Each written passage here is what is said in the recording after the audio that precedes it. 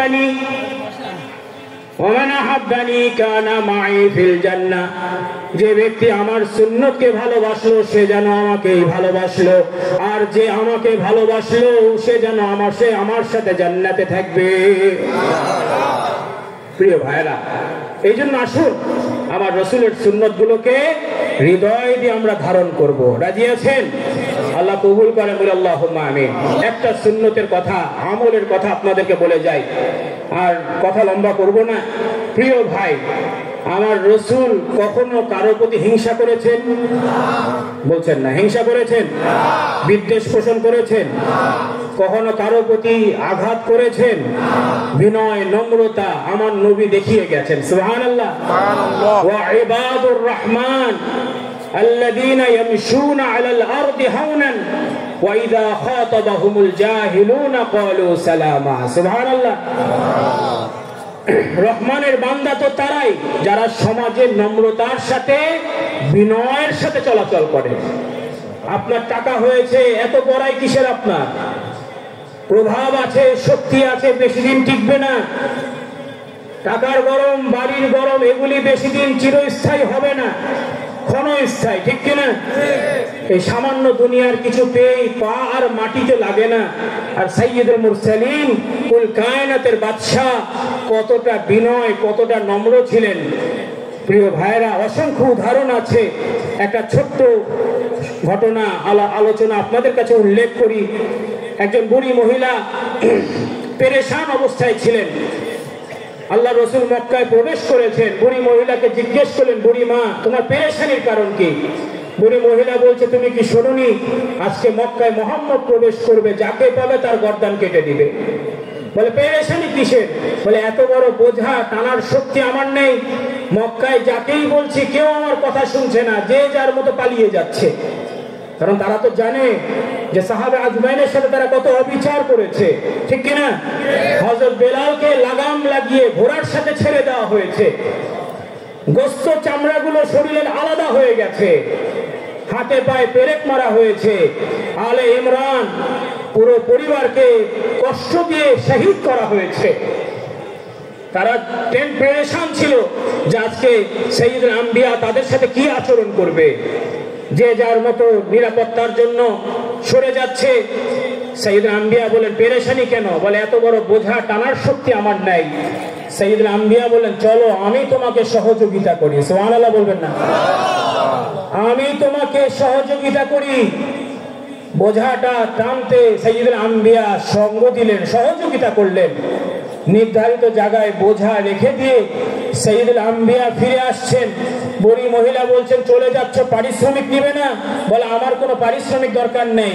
বলছেন, হ্যাঁ, মক্কা আবার এমন মানুষ আছে যে বোঝা টেনে দেয়, পারিশ্রমিক নেয় না। তোমার নাম কি, পরিচয়টা তো বলে যাও। সাইয়্যিদুল আম্বিয়া বললেন, তুমি যার ভয়ে পালিয়ে আসলে, আমি সেই মুহাম্মদ রাসূলুল্লাহ। বুড়ি মহিলা চোখের পানি ছেড়ে দিয়ে কাঁদছেন আর বলছেন, আহা, এত সুন্দর, এত উত্তম আদর্শ আপনার, আমাদের কতই না ভুল বুঝানো হয়েছে।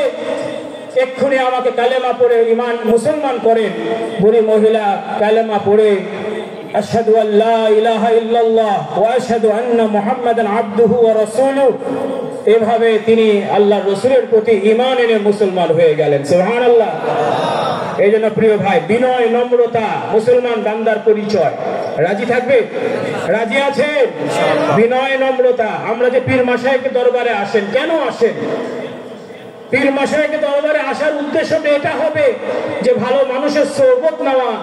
আতরের দোকানে গেলে আতর পাওয়া যায়, আতরের দোকানে গেলে আপনার শরীর থেকে সুগন্ধ আসবে। ঠিক কিনা? আপনারা দরবারে আসেন, সোহবতের ব্যাপারে গুরুত্ব দিবেন। আপনারা এই ব্যাপারে গাফেল হবেন না। আল্লাহ রাসূল বলেছেন, ইন্নামা বুইসতু লিউতাম্মিমা মাকারিমাল আখলাক, মানুষের অন্তরকে সংশোধন করার জন্য আমি এসেছি। সুবহানাল্লাহ বলবেন না? মানুষের চরিত্রকে সংশোধন করার জন্য। ইয়াতলু আলাইহিম আয়াতিকা ওয়া ইউআল্লিমুহুমুল কিতাবা ওয়াল হিকমা ওয়া ইউযাক্কিহিম। অপবিত্র আত্মাকে পবিত্র করা, এটা আমার রাসূলের বড় একটা দায়িত্ব ছিল। সুবহানাল্লাহ বলেন। এই জন্য প্রিয় ভাই, এই সকল জায়গায় আসার একটা উদ্দেশ্য থাকা চাই, আত্মশুদ্ধি। ওই বাজারে চায়ের দোকানে বসে থাকবেন, কি হোটেলে বসে খাবার খাবেন, ঘরের মধ্যে পিকনিক করবেন, নিজের মন মতো করে সময়টা পার করে চলে যাবেন, কোনো লাভ হবে না। এখানে কেন, এখান থেকে আরো 7 তক্তা ভালো জায়গায় যেও কোনো লাভ হবে না।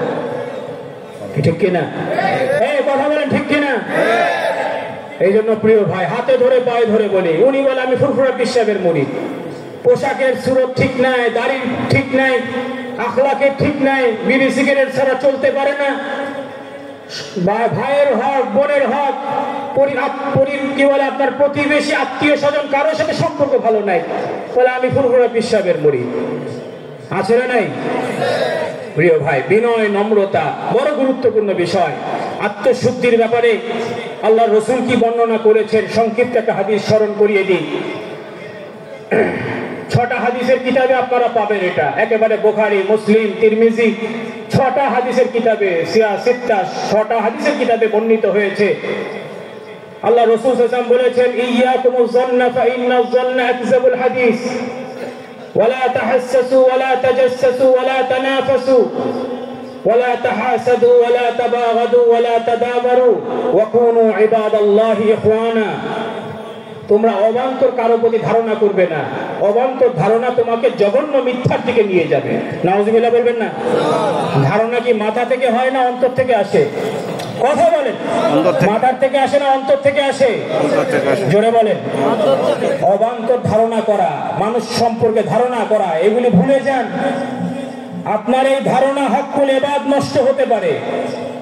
আল্লাহর হক নষ্ট হয়েছে, আল্লাহ ক্ষমা করে দিবেন, কিন্তু হকুল ইবাদ, বান্দার হক একটা সুতো যদি আপনি ধোঁকা দিয়েছেন, হক নষ্ট করেছেন, আল্লাহ ক্ষমা করবেন না। ঠিক কিনা? আল্লাহর হক ছুটে গেছে, 30 বছর গুনাহ করেছি, 40 বছর বেনামাজি ছিলাম, তওবা ইস্তেগফার করে ফিরে আসেন, আল্লাহ বেনামাজি থেকে নামাজির কাতারে দাঁড় করিয়ে দিবেন। কারণ বান্দা ফিরে আসলে আল্লাহ খুশি হন না বেজার হন? জোরে বলেন, আর একটু জোরে। খুশি হন না বেজার হন? সাইয়্যিদুল আম্বিয়া মসজিদে নববীতে বসে আছেন, একজন মহিলা পেরেশান হয়ে ছোটাছুটি করে বেড়ায়। আল্লাহ রাসূল সাল্লাল্লাহু আলাইহি ওয়াসাল্লাম জিজ্ঞেস করলেন, আমার সাহাবীরা, মেয়েটা তো পেরেশান কেন? ইয়া নবী আল্লাহ, সে তার সন্তানকে হারিয়ে ফেলেছে। পরক্ষণে দেখা যায় মহিলা বড় খুশি, বড় আনন্দিত। সাইয়্যিদুল আম্বিয়া জিজ্ঞেস করলেন, আমার সাহাবীরা, মেয়েটা তো খুশি কেন? ইয়া নবী আল্লাহ, সে তার সন্তানকে ফিরে পেয়েছে। আল্লাহ রাসূল সাল্লাল্লাহু আলাইহি ওয়াসাল্লাম উদাহরণ দিলেন, কত সুন্দর উদাহরণ। সন্তানের সব থেকে আপন তার মা। আমার রাসূল মাকে দিয়ে উদাহরণ দিয়ে বললেন, ও আমার সাহাবীরা, ও আমার সাহাবীরা, ও আমার সাহাবীরা, একজন হারানো সন্তানকে পেলে তার মা যতটা খুশি হয়ে যায়, আমার আল্লাহ তার থেকে 70,000 গুণ বেশি খুশি হয়ে যান যখন একজন গুনাহগার বান্দা আল্লাহর কাছে ফিরে আসে। প্রিয় ভাইরা, আল্লাহ কোরআনুল কারীমে বলেছেন, ইল্লা মান তাবা ওয়া আমানা ওয়া আমিলা আমালান সালিহা ফাউলাইকা ইউবাদদিলুল্লাহু সাইয়্যাতিহিম হাসানা ওয়া কানাল্লাহু গফুরুর রহিমা। সুবহানাল্লাহ বলবেন না? যে ব্যক্তি আমার কাছে তওবা করবে, ঈমানকে সংরক্ষণ করবে, ভালো ভালো কর্ম দ্বারা নিজের জীবনটাকে সাজাবে, আল্লাহ বলছেন আমি তাদের গুনাহ খাতাগুলোকে সওয়াব দিয়ে পাল্টে দেব। সুসংবাদ ছোট না বড়? এই ছোট না বড়? কুল ইয়া ইবাদিয়াল্লাযীনা আসরাফু আলা আনফুসিহিম লা তাকনাতু মির রাহমাতিল্লাহ ইন্নাল্লাহা ইয়াগফিরুয যুনুবা জামিআ ইন্নাহু হুয়াল গফুরুর রহিম। সুবহানাল্লাহ।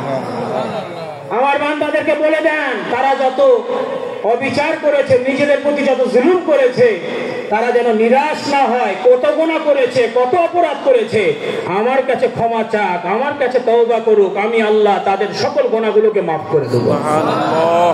এই জন্য প্রিয় ভাই, অবান্তর কারো প্রতি ধারণা করব না। রাজি আছেন ইনশাআল্লাহ? ধারণা করে কথা বলা ছেড়ে দেন, আস্তে আস্তে এগুলি ভুলে যান। বাঙালির নাক বড়, খালি দোষ ত্রুটি, খালি মানুষের পিছনে লেগে বেড়াবে। আল্লাহ হেফাজত করে। আত্মশুদ্ধি দরকার আছে। পর সমালোচনা ভালো কাজ নয়, নিজের সমালোচনা করেন, অনেক এগিয়ে যেতে পারবেন। ঠিক কিনা? পরের সমালোচনা করবেন, আপনার সম্মান কমবে, আর নিজের সমালোচনা করবেন, আপনার সম্মান বাড়বে। কি রাজি আছেন? রাসূলুল্লাহ বলেছেন, ইয়াকুমুজ যান্না ফা ইন্নাজ যান্না আকযাবুল হাদিস ওয়ালা তাহাসসু ওয়ালা তাজাসসু ওয়ালা তানাফাসু ওয়ালা তাহাসাদু ওয়ালা তাবাগাদু ওয়ালা তাদাবারু ওয়া কুনু ইবাদাল্লাহি ইখওয়ানা। তোমরা কারো ছিদ্র অন্বেষণ করবে না, কারো পিছনে গোয়েন্দাগিরি করবে না, তোমরা গোপন দোষ তালাশ করবে না, তোমরা বিদ্বেষ পোষণ করবে না, হিংসা করবে না, তোমরা বিদ্বেষ পোষণ করবে না এবং কারো পিছনে লাগবে না।